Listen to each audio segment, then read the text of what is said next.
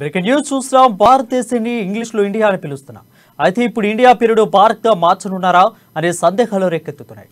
రాజ్యాంగాన్ని సవరించి తీర్మానం చేయనున్నారా? ప్రస్తుత రాజకీయ పరిణామాలతో ఇప్పుడు ఈ ఊహాగానాలు జోరందుకుంటున్నాయి. భారత్ అధ్యక్షతన ఈ వారాంతంలో G20 శిఖరాగ్ర సదస్సు జరగనుంది. ఈ సమావేశానికి ప్రపంచవ్యాప్తంగా పలు దేశాల అధినేతలు హాజరు కానున్నారు.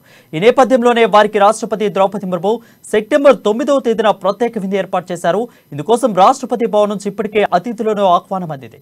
అయితే ఆహ్వానంపై ప్రెసిడెంట్ ఆఫ్ ఇండియాకు బదులుగా ప్రెసిడెంట్ ఆఫ్ భారత్ అని ముద్రించి ఉండడం ప్రాధాన్యతను సంతరించుకుంది. తమకు అందిన ఆహ్వానంలో ఈ మార్పును గుర్తించిన కాంగ్రెస్ పార్టీ ట్విట్టర్ వేదికగా కేంద్ర ప్రభుత్వం విమర్శలు గుప్పిస్తుంది.